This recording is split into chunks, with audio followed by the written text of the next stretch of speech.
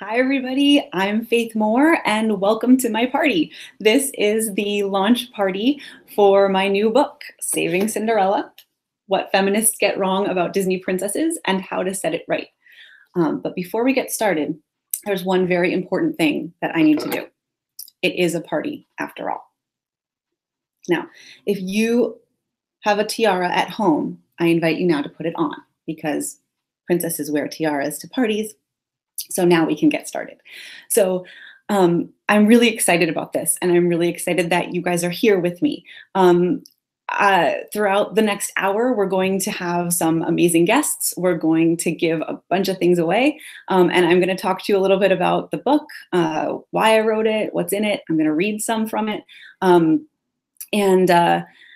and we're gonna just have a really awesome time. So just to prove to you that we are in fact going to be giving stuff away, I'm going to give something away right now. For the past week and a half or so, I was running a promotion on Twitter where if you pre-ordered the ebook version and tweeted me a picture of your checkout page, you were entered to win this poster, which I will sign before I send it to you. So I put all the names of the people who signed up in this Elizabeth II coronation tin. This is a genuine tin from her coronation, so it's princess themed. I put them in here. I'm going to pick the name now. Here we go. All right, let's see. Oh, not looking. Okay, here it is. The winner is Brian Smith. Brian, you win the poster. If you're watching now, go to my website, www.faithkmoore.com. Click on the contact page. Tell me what your address is, and I will send it to you after I sign it. All right, so many more giveaways and prizes to come. But now the poster is taken. Sorry, guys.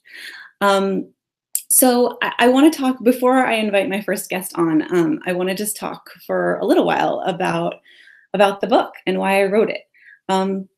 So it took me about 2 years to actually write the book, but it's something that I've been thinking about probably my entire life. I just didn't know that I could actually write a book about Disney princesses and be taken seriously. And I guess that still remains to be seen, but I guess you guys are here, so that's good.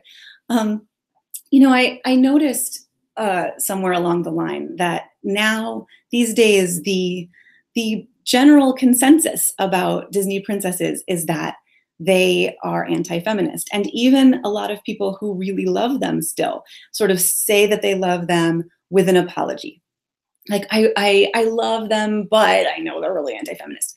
And, you know, when I started to think about that and to read some of the critiques of these princesses, I really began to think that actually these critiques are just wrong. Like, there isn't any evidence for these ideas that the princesses, the early princesses like Cinderella, Snow White, and even Ariel and Belle, that they're just waiting for a man to come rescue them. They're damsels in distress. They're so passive. They only care about beauty. These are all sort of the prevailing ideas about Disney princesses. And that's not there in the movies. And so I really wanted to clear that up, because I think so many of us love these princesses, and we should be able to love them proudly instead of apologetically. And here's what I think has happened. And this is kind of the argument that I put forward in the book. Here's what I think has happened. I think that this notion that Disney princesses are anti-feminist is not the majority opinion.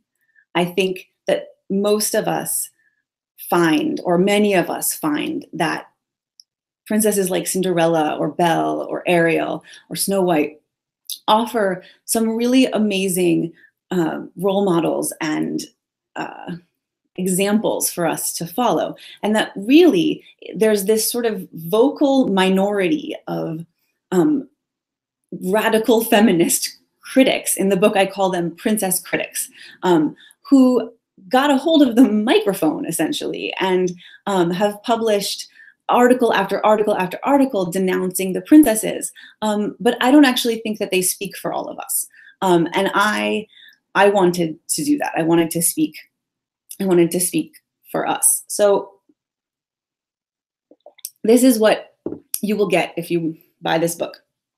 I cover the 11 official Disney princesses.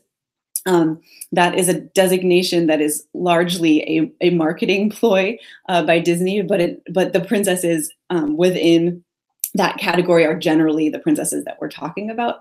So just for argument's sake, I picked those 11 and I added on Elsa and Anna because Frozen is so popular that I felt like I had to talk about it. So each chapter in the book covers one of those princesses, although Elsa and Anna are together, and in chronological order. So we start with Snow White and we end with Elsa and Anna. And the chapters do a number of things. So each chapter is, first of all, a sort of deep dive into the movie. I talk about the symbolism, the themes in the movie, the original fairy tale and how they relate.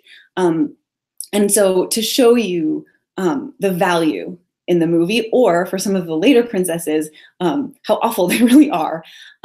So we do that. I do that. And then I also look at the princess critiques of the movies and how they've changed over time, and how they've influenced Disney. Because I think one of the problems is, because these princess critics have convinced us that the princesses are anti-feminist, Disney and we all sort of feel like that's the majority opinion when it isn't. And so Disney has been scrambling to try to keep up with that. And the princesses have become more and more and more feminist, except really they're not. And so that's kind of what I show you as it progresses. So that's what you'll get when you, if you get the book. The book is available in ebook and in paperback. And tonight you'll have a chance to win a signed copy of the paperback, but you can find that on Amazon. You can also go to my website, www.faithkmoore.com, and you can find out more about the book. I also have a blog, but that's also a place you can go to find the link to the book, or you can search it on Amazon, Saving Cinderella, Faith Moore. So that's a little bit about the book. In just a couple minutes, my first guest will be coming on. I'm going to talk a little bit about the guests right now. So we've got Jacob Airey, C.S. Johnson, and my dad, Andrew Klavan. And they're going to be playing some games with me that you can play along with us at home. Everybody needs a bell cup. You can play along at home. And each segment will be giving something away. So while we are waiting for our very first guest, I would like to share with you I actually have two tiaras. This is my second tiara. This is a very special one. We'll talk a little bit more about this when C.S. Johnson comes on, but this is one that I bought with her when I met her in real life. This is the official Belle tiara, and I will put that on a little bit later. One of the things that I really enjoyed when I was researching this book was I got to watch all the movies again, and I sort of scribbled all these notes in this notebook, and was very excited to find that everything that I really thought was true, that these earlier movies were not the sort of horrific damsel in distressy kind of movies that everybody thinks they are. But I also got to read a lot about fairy tales, and about just about how fairy tales work and the symbolism of fairy tales. You know, one of the things that that feminist critics really don't understand is that fairy tales are symbols.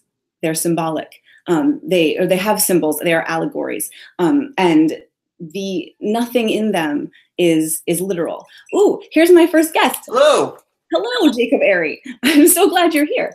Yeah, it's good to see you. Yeah, thank you for being a part of my party. Oh, absolutely. I'm excited. Sorry, I didn't bring you a tiara. Oh, that's all right. I got my Dragon Ball Z shirt, so I'm good. Oh, good. Dragon Ball Z. Excellent. So everybody, this is Jacob Airey. He is host of Studio Jake. He is a contributor at the Daily Wire, a blogger, and also a novelist. So I'm really excited that you're here. Thanks for being part of the party. Oh yeah, of course. Wouldn't miss it. Thank you. So I want to tell everyone first that while you're here, people watching can, if you comment, "Hi, Jacob," you will be entered in a drawing after the show to get this is my first thing, signed Saving Cinderella bookmark. So just comment "Hi, Jacob" in the thing, and after the show, I'll pick your name out for that. So you have a book that you're working on too. It's a novel, right? That's right. And it's called, what is it called? Tell me, The Seven Royals, All Good Things, right? That's right. Okay. So can you tell us a little bit about your book? Yeah, absolutely. So I took, I was going to bookstores and watching television, and they have this thing where they're like combining fairy tale stories, and I was watching some of these shows and reading some of these books, and I just thought that they kind of missed the point of some of these stories. Like, they're supposed to be cautionary tales, but they're also supposed to be, based in mythology.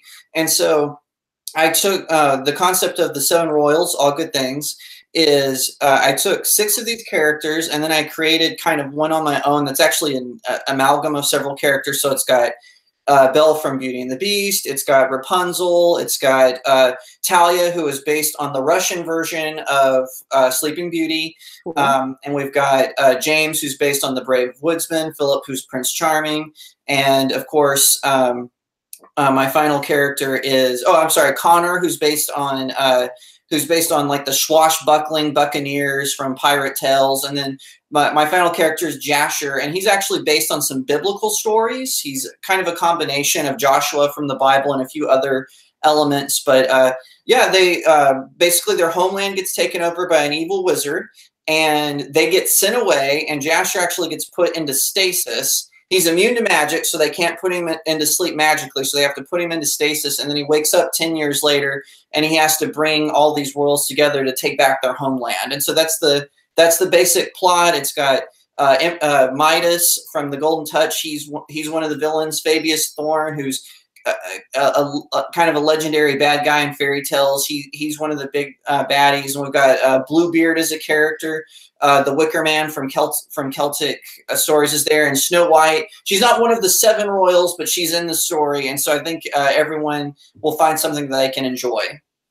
Awesome. So wait, so he falls asleep for 10 years, and then everybody ages 10 years, or yeah, they're all younger than he is. Okay. When the story starts, he's actually just turns 18. The story kicks off at his birthday party. And then his kingdom gets invaded by orcs and vampires and werewolves, led by Fabius Thorn and Midas. And so they realize, well, we can't beat them because they figured out a way to block out the sun, which, of course, that's an orc and vampire's main weakness. So they have to put him to sleep and wait for the other royals to mature so they're ready to come back and take over their kingdoms. Gotcha. So it sounds like first of all, it's got something for everyone. And second of all, it sounds like you're really playing with these kinds of like fairy tale and also fantasy kind of tropes and ideas, and seeing how they all play out. Yeah, that's it exactly. It's it was let's see, 4 years in the making. Took a lot, a lot of rewrites. When I first wrote the book, it had a total cliffhanger.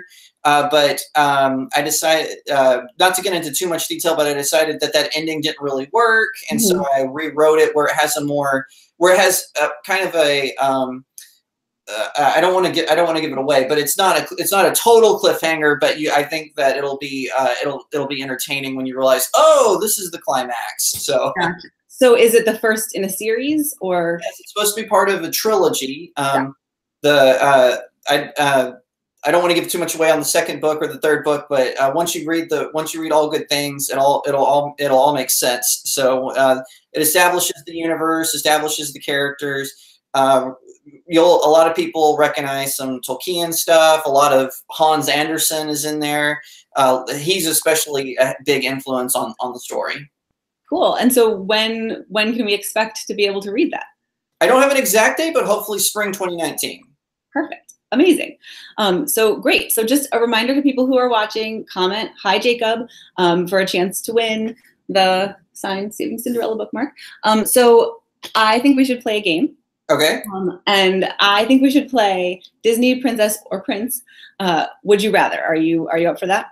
Yeah, absolutely. Okay. And people can play along at home by thinking about what they would answer. So I'm going to just read you some would you rather questions, and I want to know your answer, and we can like talk about them too if you want. The first one is, would you rather have your love interest sleep for 100 years without aging while you age before waking her up with a kiss, or be doomed to remain a beast for all time?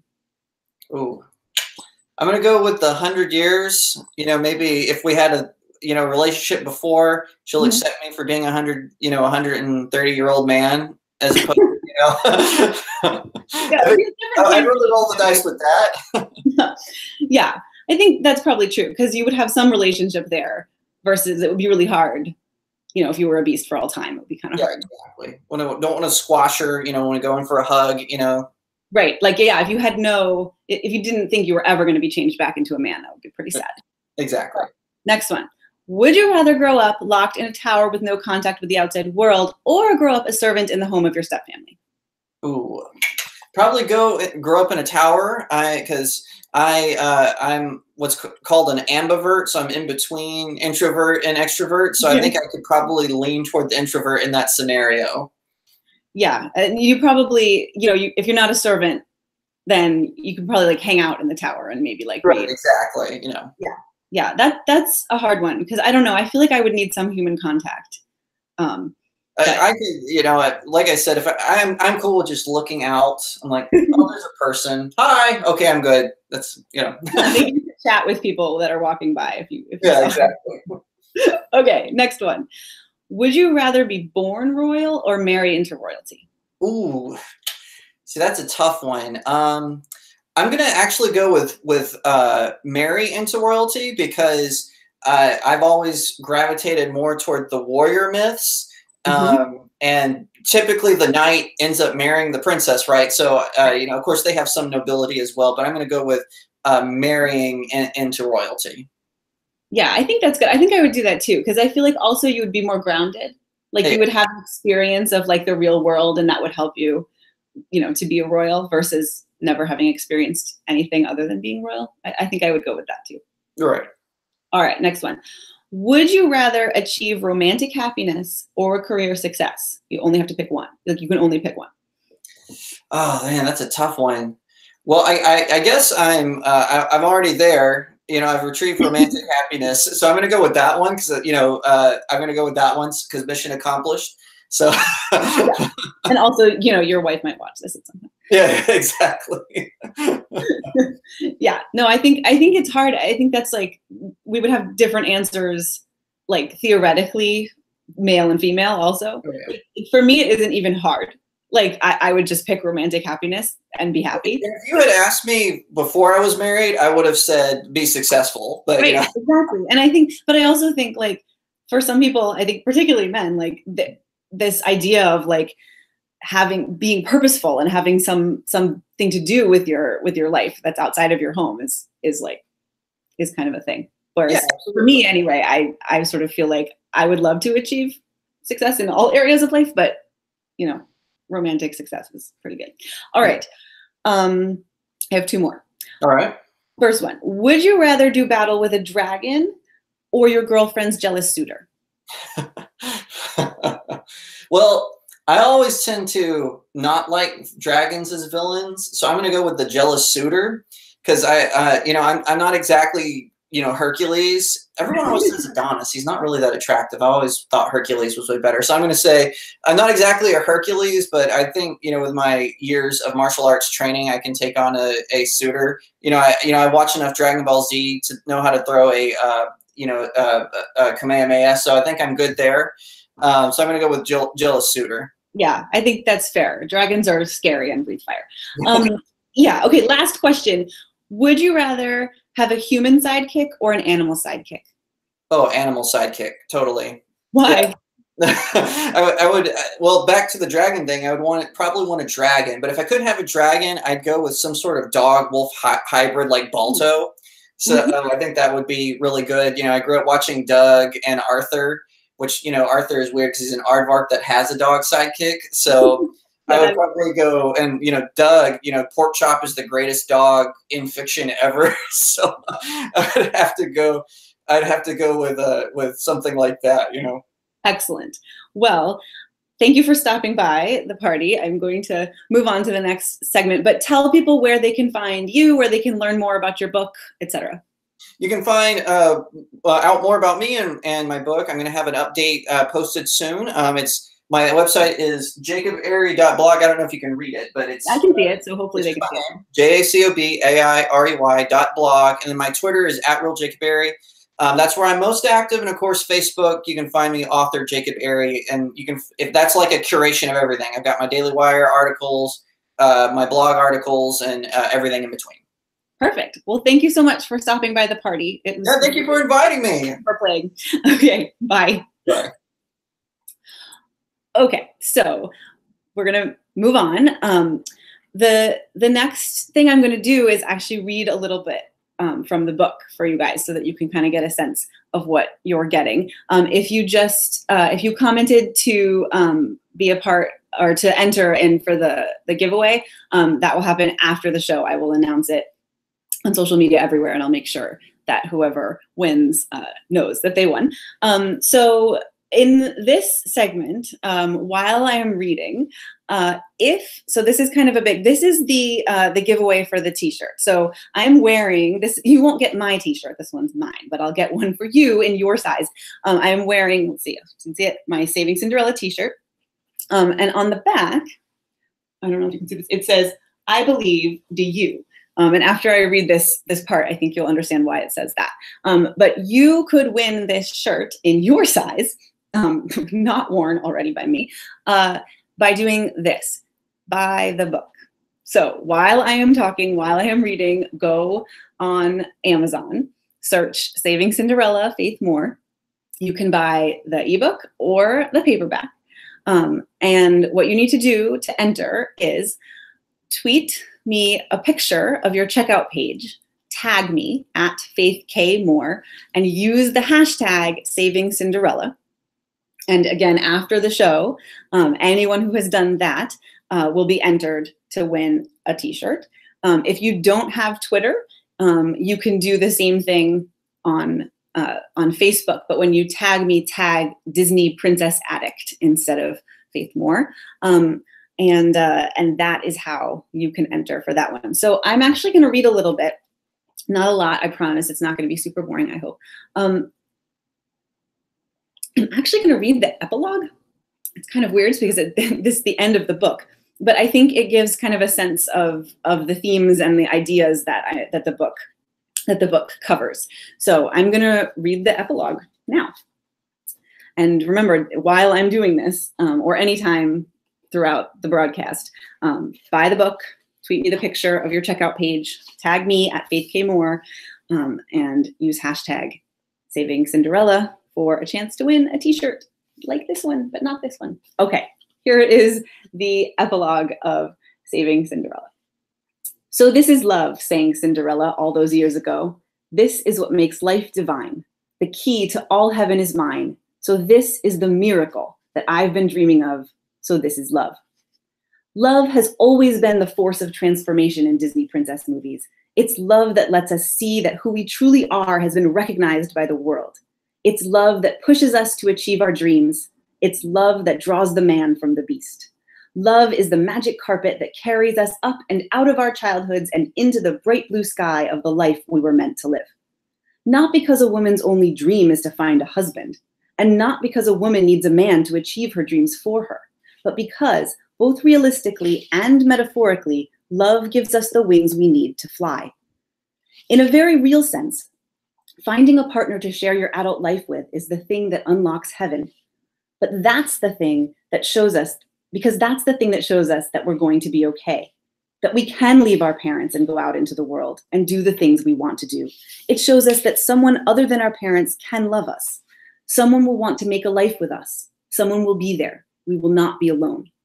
In a symbolic sense, as we've seen throughout this book, the prince and the connection he and the princess share represent the princess's readiness to take on this new phase of her life, adulthood. In films like Snow White and Cinderella, the prince and princess come together at the moment when the princess's journey has led her to assert her inner self to the world and emerge out of childhood into her new womanhood. The prince is the symbolic representation of that transformation. In films like The Little Mermaid and Beauty and the Beast, the prince and princess come to know one another in a more realistic way, but the symbolism is the same. The princess joins with her prince at the moment when she has achieved her goals and become her true self. Taking the symbolism of romantic love out of fairy tales and replacing it with family love, as Disney has done with Brave and Frozen, literally corrupts the message of fairy tales. It tells little girls that staying home with mom and dad is more important than finding your own way in the world. It tells them that if they feel different from their parents, if they feel that they were born to be something their parents disapprove of, it's much more important to be obedient than it is to break free. Stay home, this kind of fairy tale tells them. Do as you're told, without question. Never ask to leave this tower again. If we're going to take the princesses back from the feminists, and we can, we have to remind them of what a fairy tale truly is. It's an allegory for growing up, following your dreams, and becoming who you truly are. The symbols are symbols, and they tell a story that we can all agree on. A story of a girl who knows who she is and what she wants and goes out there and gets it. And if we and the princess critics reach a stumbling block when it comes to the importance of romantic love in the lives of women, well, all I can say is this. When your life is done, when you've achieved all the career success and life advancement your heart desired, and you turn to the chair beside you to share your happiness, won't you want that chair to have someone sitting in it? Someone who's been with you through thick and thin, who's comforted you when you stumbled and rejoiced with you when you were strong? In the words of Belle and the Beast in the stage version of Beauty and the Beast that changed my life, 2 lives are begun now. 2 hearts become one now. 1 passion, 1 dream, 1 thing forever true. I love you. Don't take this away from little girls. Give them back the role models they need, the princesses they love. We can do it. Together we can do it. Because no matter how your heart is grieving, if you keep on believing, the dream that you wish will come true. I believe. Do you? Okay, so later on in the broadcast, in the party, I will read a little bit more. Sorry, I'll read a little more from the book, from the chapter on Cinderella. But that just sort of gives you a sense of what it is that I'm trying to achieve here and trying to take back from the feminists, because they really have a hold of the narrative, and I don't think that they should. So before our next guest comes on, just a reminder. So to enter for the t-shirt, you can do it. You don't have to only do it in this part of the show. You can do it all the way until the end of the show, which ends at 9:30 Eastern.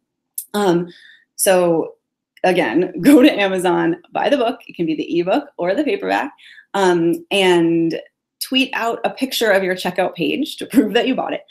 Tag me at faithkmore.com, or not .com, at faithkmore on Twitter, and use hashtag Saving Cinderella. And I will, after the show, you'll be entered, and I will make sure that you know you've won if you're the winner. And if you, again, if you don't have Twitter, you can do it on Facebook. And if you don't have either of those things and you want to enter, you can go to my website, www.faithkmore.com. You can click on the contact page and just let me know that that you entered. Yay, my next guest is here. Okay, hi, Christina. Hi, Kate. Hi. Okay, everybody, this is C.S. Johnson, and she is an amazing novelist, and also, more important to me, although it is very important that she's a novelist, she is my very good friend. And welcome to my party.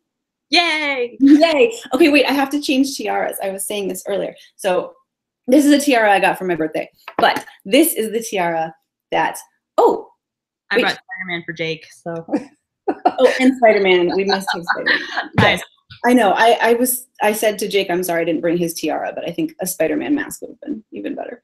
Yeah. Okay, this is my tiara. So I just want to tell everyone that we had the amazing opportunity to actually meet in real life. Yes, I'm a real person.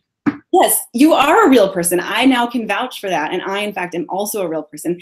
And we are just sort of the testament to, like, Twitter is not all bad. Twitter is amazing, and we met there, and here we are, having now met in real life. So here's my bell tiara. We bought these tiaras, and we went to Phantom together. It was super fun. Okay, so super fun. I have your book. Yay! Okay, wait. Before we talk about my book, I want to tell people that you have some things to give away, right? Yes. Okay, so tell them what they are, and then I will tell them how to get them. Well, I got a new book coming out in January, and it'll actually be out earlier because my sister wanted the physical copy, and if my sister wants something, she usually gets it. That's just how it works. But it's called The Princess and the Peacock, and it actually is a little bit like Beauty and the Beast, but it's kind of like, instead of being too arrogant, he's too ashamed. And so I'm fascinated by this. I just started it, by the way. I'm like one page in, but I'm fascinated by this. Okay. But it's funny that you invited Jacob because, like, you guys kind of both inspired the book a little bit because you're the fairy tale one and he's like the comics thing, and I'm just the I have to make fun of stuff. So the birds of prey, birds of fae kind of thing. And it came to me at like 1 a.m. in true writer's form. So I was like, okay. It's going to happen, yeah. It's got to do it. So I got 2 copies up for grabs, though. And I think they have to do something for them, right? Yes. So in a minute, first we're going to talk about the book for a second, but in a minute, we're going to take a quiz. Which Disney princess are you? And part of the quiz will be about winning these books. So I will tell you more about that when we get to the quiz. But you are one of the few people in the world who have actually finished Saving Cinderella. Which is amazing. So I think this is the only thing that, like, I share with your family. Yeah, exactly. You, my family members, and you have read this book. And so, what'd you think? I really liked it. I mean, like, I was texting you at like 1 o'clock in the morning when I finished it. So, and I promised that I would keep it short because I can ramble when I'm nervous. And honestly, like Jake said, he was an ambivert. I'm the introvert. So, I even got. I'm an introvert too. Oh, cat. Go with it. Jasper. But it's not Lucifer the cat, right? No, it's Jasper. Okay. So it's actually not the dog's name. So. Okay. We have a cat. Excellent. Yes. Okay. So you liked it. You finished it at 1 a.m. Excellent. Yeah. Yes. Okay, so my 3 main talking points, no digestive tract comparisons included, so the first thing I liked about it is because you're my friend. So this is your book, baby. It doesn't need to be potty trained. I love it. That is good. Yeah, that is good. Yes. No spit ups either, so good. That's what I've noticed. The second way I loved it was as a writer. Like, I honestly kind of wonder how annoying I'm going to be to all my writer friends now, being like, buy this book and read this book, because especially like my fantasy fairy tale kind of cohorts that that write in that kind of genre. I think there is such a, like, when you live in culture, like, it still affects you even though you don't realize it. Like, I mean, like, I think I told somebody online, like, when I was watching Snow White with my daughter the other day, it's like, I feel kind of convicted about hating Snow White now. Because you're right, there's nothing really wrong with her. And if you take off the feminist blinders, you do kind of, you do see your arguments are true. And So I liked it as a writer, and I think in the writing community, there's such a push to, like we talked the last time, I think we talked over online, was about emasculating evil, making dragons your friends. These all kind of like twists on things that aren't really logical twists. So yes, feminazis and fairy tales. Yes, you can kind of see it in other parts of fairy tales too. And so as a writer, I really liked it. And also I can actually I can hear your voice in my head as you read it. So it's very lovely to hear your voice, and not just because you're my friend, but you have a very lovely voice. And what I like about it is, you can tell that you write from a point of true conviction. Some people, I think, fake it, to sell money. Yeah, I don't think that's gonna happen to me. Sell books to get money. Yeah. So yes. So Stormy Daniels is not my feminist. I will not be reading her book. So I like that I can see your voice, and I can actually kind of see some of your, it's like the thing that I worry about when I go online is that, oh, this is kind of myself unedited. I'm actually much better if you read my work, because I'm not all haphazardly all over the place. I get excited about things and go with it, and when I'm talking, that's kind of what naturally happens. Like my tangent lines are like miles long, like years long sometimes. And so you can kind of see where, since I practically stalk your family, I can kind of see where a lot of their influence is.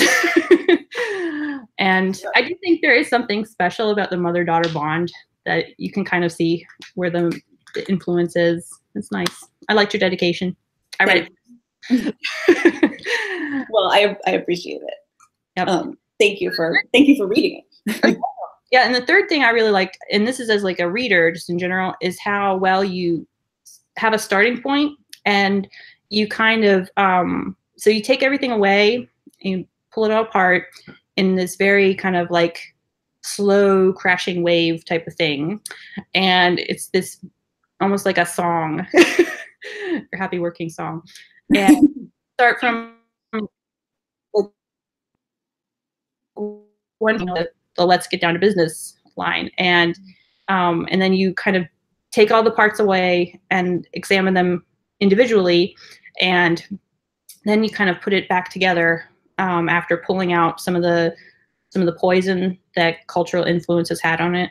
And so in the end of the chapters, you have this beautiful thing that's more than the sum of its parts, because you've taken it all apart, you've examined it, you've removed all the bad stuff, and you've put it back together.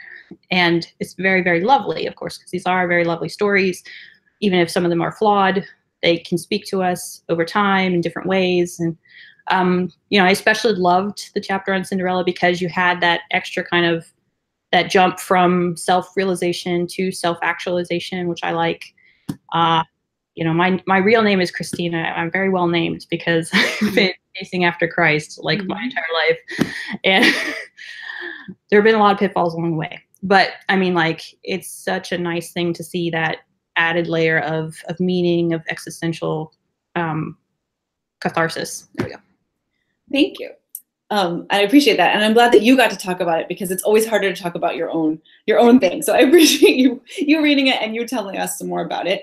But I don't want to run out of time, and I want to take this quiz. So here's what we're gonna do. Yep. This is a quiz that I made. A which Disney princess are you quiz. There's tons out there, but people can play along at home. Just record. It's gonna be like A, B, C, D, E. You can record which letters you get for which questions, and then at the end I'll tell you how to score it. But here is how you guys can win a copy of The Princess and the Peacock. And yes, there it is. I don't have physical copies yet. Okay, that's okay. So here's what you do. Comment with your guess about which princess you think either I or Christina is gonna end up finding out that they are on this quiz. So we're both gonna do it. I have 2 pens, and we're both gonna do it.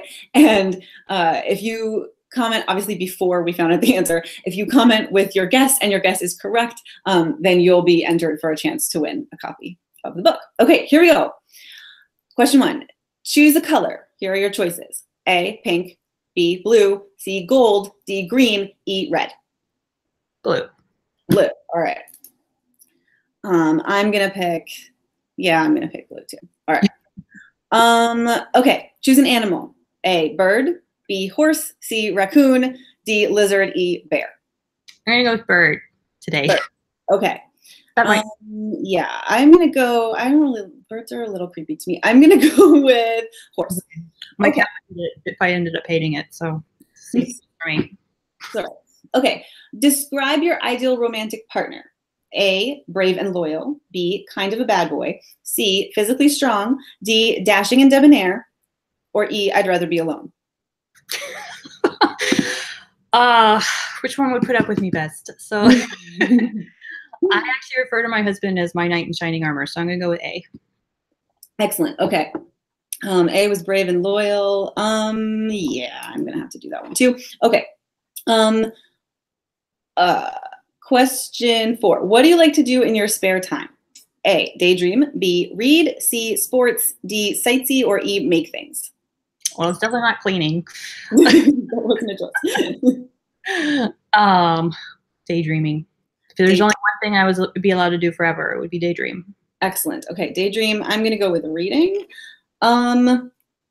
Okay. How would your friends describe you? A, kind. B, spunky. C, brave. D, ambitious. Or E, pushy. I would say ambitious. Okay. I don't know how my friends would describe me. I kind, I hope. Okay. And the last question is, on your ideal vacation, would you go A, to a cabin in the woods, B, somewhere rich in history to learn about, C, somewhere where you could do something athletic, D, somewhere with amazing food, or E, to the wilderness? The food is tempting, but I'm gonna go with the I want to go in the history. Okay. Yeah, that is what I would pick too. Okay, so now your job at home, and I will do this for us, is to figure out whether you got mostly A, mostly B, mostly C, etc. So let's see. You got B, A. Okay, you got mostly A, which means you are one of the original heroines. So Snow White, Cinderella, or Aurora. So anyone who guessed that, you're entered to win. Yeah. Let's see, got B, A, B. I got mostly B, which means I am one of the Renaissance princesses, Ariel, Belle, or Jasmine. So if you guessed correctly after the show, you will be entered to win. There are 2 copies. I will make sure to tell you who you are and how to find you. Okay, it is time for me to move on. Thank you so much for being here at my party. Can you tell people where to find your books and you?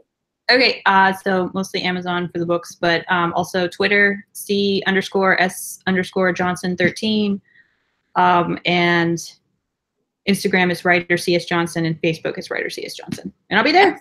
Okay, great. So check that out. Thank you so much for being here and for for everything. So it's much easier to be excited for other people than myself. So yeah, I know. I get it. I appreciate it. Okay, bye. Thank you. Bye. Okay, so I am going to, well, first of all, I'm going to hang up on me. Oh no, you have to hang up on me. Okay. Oh, there it is. Okay. All right, I'm gonna switch tiaras because that one is awesome, but this one is more comfortable. Okay, so I'm gonna read a little bit more as promised. You have another chance to win a bookmark signed by me, and all you have to do is comment with your favorite Disney princess. So comment with your favorite Disney princess while I'm reading, and you will be entered. So this is from the chapter on Cinderella, and I'm just going to read a short section of that. But we've been talking about Cinderella. The book's called Saving Cinderella. There's a chapter, again, on every princess, so it's not just about Cinderella, but this is from the Cinderella chapter.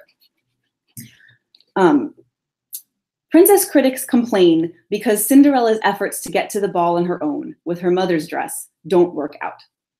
Not only is this poor girl kind of enslaved, says Sonia Saraya on Nerve.com, but then pretty much everything she tries to do to make her life better blows up in her face.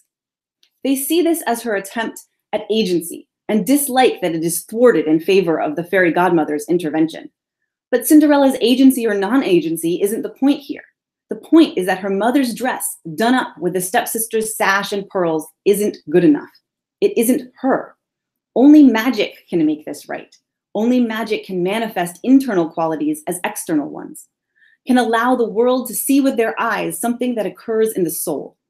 Princess critics think that the dress is just a dress, that Cinderella is a person who couldn't even find a dress to wear without magical intervention. But that's silly. Now that the stepsisters are gone, she could have raided their closets. That's not the point. What happens to Cinderella is not a thing that could actually happen. Anyone can wear a pretty dress. The stepsisters were wearing pretty dresses when they left for the ball. But there isn't in real life a way to visually display your true self. That's what the fairy godmother provides. The fairy godmother gathers together a bunch of ordinary things, a pumpkin, some mice, a dog, a horse, and elevates them to the level of the extraordinary. But in the movie, these are not just any mice, dog, and horse. They are Cinderella's friends who have served her faithfully and stuck by her. And so, just as she will, they become expressions of who they truly are. Faithful steeds, trusty footmen, loyal coach drivers. And when all this glittering finery is complete, it's Cinderella's turn. With a final wave of her magic wand, the fairy godmother reveals Cinderella's true self, a transformation that has stuck in the memories of countless viewers for almost 70 years. The dress shimmers and sparkles with the light of truth. And in Disney's version, at least, it's white, like the purity of Cinderella's soul. And raising the hem of her dress, Cinderella finds she is wearing slippers made of glass. Glass, like a mirror, reflecting her true image. Finally, Cinderella looks the way she is. And in the symbolism of the fairy tale shorthand, she is now transformed for all the world to see, her internal self made visible. Only magic could have done this. Because not only does Cinderella's dress represent to us, the viewer, that we are now witnessing her true self, but it represents this to everyone else in the story, too. Princess critics hate the fact that Cinderella and Prince Charming fall in love at first sight. They think it means that they're only attracted to each other physically, that Prince Charming fell in love with her because, as Mize puts it, she's pretty enough to grab the prince's attention. But that's not the point. Prince Charming, who has been yawning and rolling his eyes through the presentation of all the other beautiful ladies, sees Cinderella in her magic dress and glass slippers and knows immediately that she is someone worthy of his love. He sees her true self, because that's the magic of the dress and the shoes. That's what they represent. So that's just a little bit of the Cinderella chapter. Each chapter, as I said before, each chapter goes really in depth into these movies and hopefully shows you why we shouldn't believe the princess critics, why we should instead go back to the princess narrative that Walt Disney himself employed, and even I call them the Renaissance princesses because they happened during Disney's Renaissance, which began in 1989 with The Little Mermaid. Those are the stories that resonate with us, and those are the fairy tales in a lot of these movies that resonate with us. And so I hope that you'll buy the book, and I hope that when you do and when you read it, you'll see all of the ways that these princess critics have led us astray. You hear these days about moms that ban these movies from their homes. They ban Cinderella and they ban The Little Mermaid because she gives up her voice for a man. She doesn't. Okay, none of that is there in the films. It's just not there. That's what the book is there to do. That's what saving Cinderella means. It means let's see these movies for what they really are, and let's go back to loving these stories that we all kind of love, some of us in secret. So again, you have another minute or so to comment with your favorite Disney princess and be entered after the show for a free signed bookmark. And the back of the bookmark says, "I believe, do you?" The back of the t-shirt says that too. it's the last line of the book, spoiler alert, but it's also kind of the tagline for the book, because I want everyone to believe in this story again, this story of these beautiful women at the center of their stories, following their dreams and learning to grow up and just being role models for us. So, I believe that is possible to you. I hope you will. I hope you'll buy the book. I hope you'll buy the book. And again, you can still buy it and tweet me the picture and everything. Ooh, hi. I did it. It's a Christmas miracle. I'm here.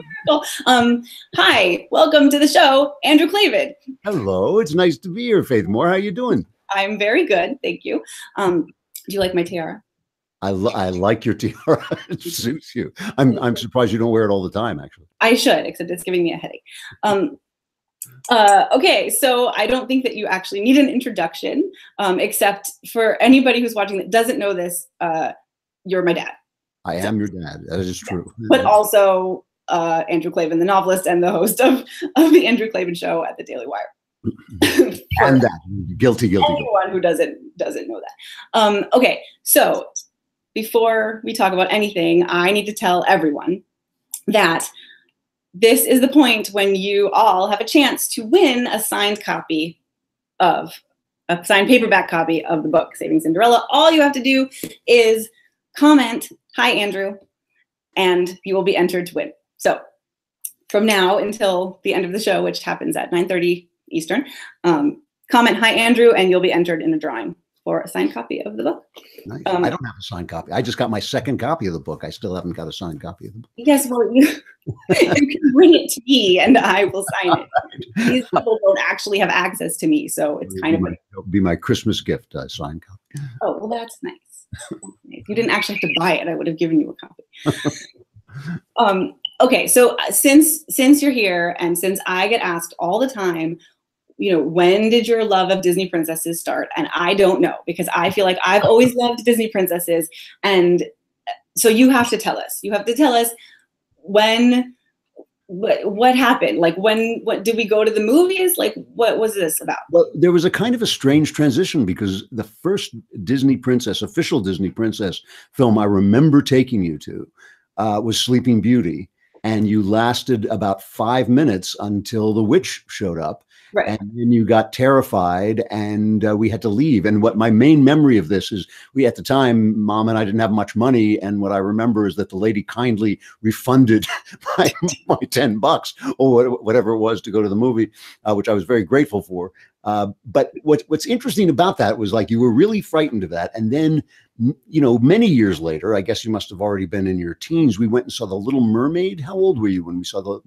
I was 7. You were 7. Like I said, I remember this very well. All right, so that's not that much longer, right? That's like about 2 years later. Yeah. We went and saw the Little Mermaid, and we were sitting with your friend and your friend's dad, who was named Ralph. And I was sitting next to Ralph, and we were watching this movie, and I remember Ursula came out of the sea as this tremendous octopus, and it was terrifying. I mean, it was legitimately. That was really scary, and her skeleton is there. And yes, and I remember turning to Ralph and saying, "Hey," in the movie theater, I said, "Hey, this is actually scary." And Ralph was pinned back against his seat in absolute terror, with his face contorted in fear. But you guys walked out, and you both had a good time. You didn't have. I was scared of that. I remember being scared of that. But you were not traumatized by it or tormented by it. You loved the movie from the minute you saw it. Yes. So somewhere between Sleeping Beauty, when you were maybe 5, and Little Mermaid at 7, you were able to withstand Disney, who in their prime, Disney did really frightening villains and very kind of psychologically attuned villains. And the only other Disney story I have to tell is not a Disney princess story, but it is it's about Pinocchio. About Pinocchio, yes. Am I allowed to tell that story? Yes, go ahead. because even earlier than Sleeping Beauty, we went and saw Pinocchio, and I cannot remember. I mean, you must have been then 3 or 4, because I remember it was in the 80s. It was a long time ago. So you were really little, and you just loved the scene where the blue fairy turned Pinocchio into a real boy. And so every day I used to work at like, go to work at like 2, 3 o'clock in the morning as a news writer. And I'd come home at about 10, and you and I would play for a little while, and then I would take a nap, and then I would go write my books. So as I was an aspiring writer, and I would come home and play, and all you wanted to play was the blue fairy turns Pinocchio into a little boy. And we played this thing again and again and again. It was like, you know, it's like a 20-second game, and we would play for like an hour. So do the math, you know, we're doing this like maybe 70 times. And you didn't worry that I wanted to change my pronouns? Exactly. Today we would have given you like hormones and a great. Thank goodness. But in those days we just played and you forgot about it. But we played this game, and I was obsessed because, you know, there wasn't a way of home viewing it. I mean, we had tapes in those days, but they hadn't brought out Pinocchio. And so I was obsessed with finding Pinocchio merch, and I couldn't find it. It was nowhere to be found. And I would go through and look through little keychain stores and toy stores, and I would find you little things that I could bring home, like a whale or something. And so, you know, it was a big, big deal. And years later, now you must have been, I don't know, what, 13, 14? You had to have been a little older, because we were driving through a town and we went by a movie theater and Pinocchio was playing again. And I said, hey, look, there's Pinocchio. And you said, oh, I've never seen that. Just think that should be a lesson to all fathers. Never spend time with your children. Yeah, that's right. It's a complete waste of time. It's a good story, and I remember the story. You remember? Now you remember, yeah. I know the story. I don't remember it happening. But I do think you love these things. From the minute it was really The Little Mermaid, I think that was when they came back and they modernized them, and they weren't. Right. The old ones were a little stiff for your generation, and I think when they modernized them, you just fell for them, hook, line, and sinker. And certainly that Beauty and the Beast knocked your socks off. I remember. Yeah, that was the one. I think I saw that 7 times in the theater. Well, you like that. I mean, you like Phantom of the Opera too, which is the same story. Same story. Yeah. Yes. Okay. Well, now you have set the record straight, and now everybody knows, and they also know that I wanted to be a real boy. So we just had invested in that operation. Right. Exactly. How much happier you'd be today. No, but I would still be wearing my tiara. It would be sad. Okay.